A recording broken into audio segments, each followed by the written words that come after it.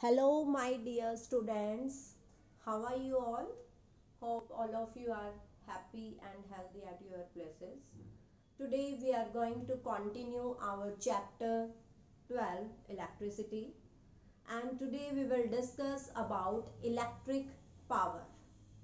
Okay, what do you mean by power? Power is rate of doing work. And you know कि जिस भी quantity के साथ हम रेट लिख देते हैं इसका मतलब we are going to divide that quantity by time. Obviously हम जनरली भी बोल देते हैं कि कोई भी किसी काम को अगर बहुत ही फास्टली कर देता है, कम टाइम में वो काम को कर देता है, तो बोलते हैं कि उसकी पावर ज्यादा है. Okay, so power is the rate of doing work. And we know कि energy and work are same thing. Okay, so rate of work done is power, or in terms of energy we can also say that the rate at which electrical energy is consumed or dissipated by the circuit. कि किस rate से electrical energy जो source ने circuit को supply की है वो circuit ने किस रेट से कंज्यूम की या डिसिपेट कर दी in the form of heat, that is known as the power.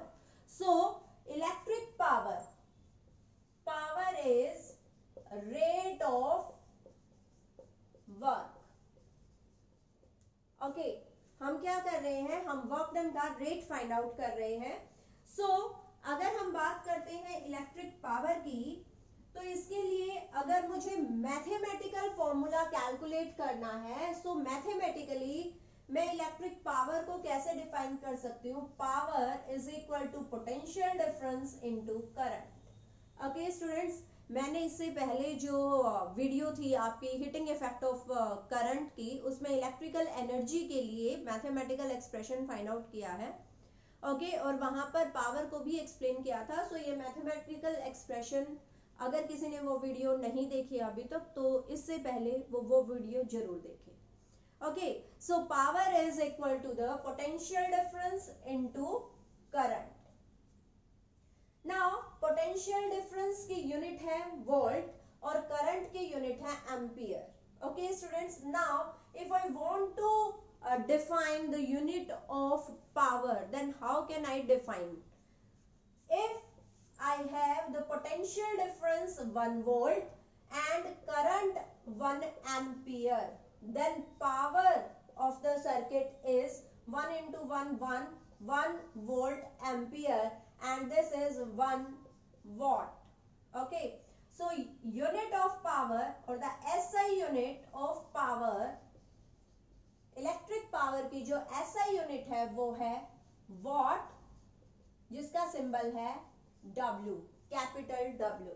Okay, सो अगर मैं यहां से 1 वॉट को डिफाइन करना चाहती हूं तो मैं 1 वॉट को किस तरह से डिफाइन कर सकती हूं.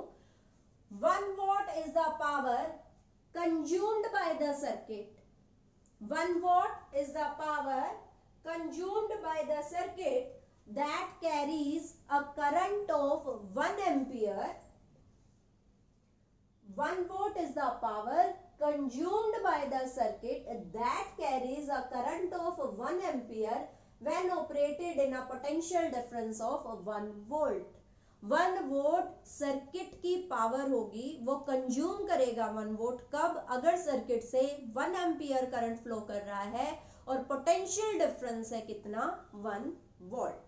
ओके स्टूडेंट्स, सो ये है पावर की SI यूनिट. अब जो वॉट है वो SI यूनिट है सिस्टम की, सॉरी पावर की SI यूनिट है. अब बात आती है कि जो वॉट है वो बहुत ही स्मॉल यूनिट है. ओके, सो हम वॉट में पावर को नहीं लेते. जनरली हम हायर टर्म लेते हैं, यूनिट, हायर यूनिट लेते हैं किलोवॉट.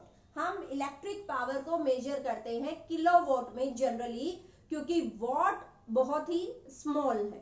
ओके, अब किसी भी क्वांटिटी के साथ अगर किलो लग जाता है, इट मींस कि हम उसे 1000 से मल्टीप्लाई कर रहे हैं.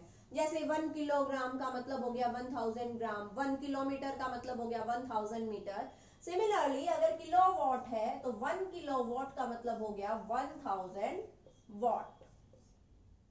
ओके, अब ये तो हो गई पावर की बात। अगर मैं इलेक्ट्रिकल एनर्जी की बात करती हूं, then how can I calculate the electrical energy. तो इलेक्ट्रिकल एनर्जी जो होगी वो होगी क्या, product of power and time. अगर मैं पावर को टाइम से मल्टीप्लाई कर देती हूं, then I can calculate the electrical energy. So अगर आपकी यूनिट पावर की किलोवाट है तो मैं उसे टाइम से मल्टीप्लाई कर दूं तो इलेक्ट्रिकल एनर्जी की यूनिट आ सकती है। तो जो कमर्शियल यूनिट है, मैं बात कर रही हूं कमर्शियल यूनिट की, वी नो कि ऐसा यूनिट जो इलेक्ट्रिकल एनर्जी की है वो जूल है, वर्क डन की भी और एनर्जी की जो ऐसा यूनिट है वो जूल ही है। बट अगर मैं कमर्शियल यूनिट की बात करूं तो इलेक्ट्रिकल एनर्जी की, जो हमारे घरों में भी इलेक्ट्रिकल एनर्जी की सप्लाई होती है, तो जो कमर्शियल यूनिट है वो है kilowatt hour. Okay, commercial unit of energy is kilowatt hour. This is the commercial unit of energy. Energy की है ये क्योंकि पावर को हमने टाइम से मल्टीप्लाई कर दिया। सो अगर मैं पावर को टाइम से मल्टीप्लाई कर देती हूं, then I can calculate the energy, electrical energy, क्योंकि यहां पर इलेक्ट्रिक पावर है। ओके, अभी आई नो कि ऐसा unit of electric energy is joule, then how can I convert the kilowatt hour into joule. अगर मुझे किलोवाट आवर को जूल में कन्वर्ट करना है, ऐसा ही सिस्टम में लेके जाना है, then how can I convert. तो आपके पास आ जाएगा 1 kilowatt hour. How can I convert this into joule. तो किलोवाट को मैं वॉट में कन्वर्ट कर देती हूं, तो आ जाएगा 1000 वॉट। आर को firstly I have to convert it into minutes, तो 1 hour 60 minutes, and then the minutes into second, because SI unit of time is second, so I have to convert the time into second. तो 60 into 60 second. Okay, now I have to multiply all these, then this is 36 into 10 to raise power 5 watt second। और क्योंकि watt SI unit है power की और second SI unit है time की, तो ये क्या बन जाएगा, joule. And I can write it as 3.6 into 10 to raise power 6 joule. So 1 kilowatt hour is equal to 3.6 into 10 to raise power 6 joule. This is really important term.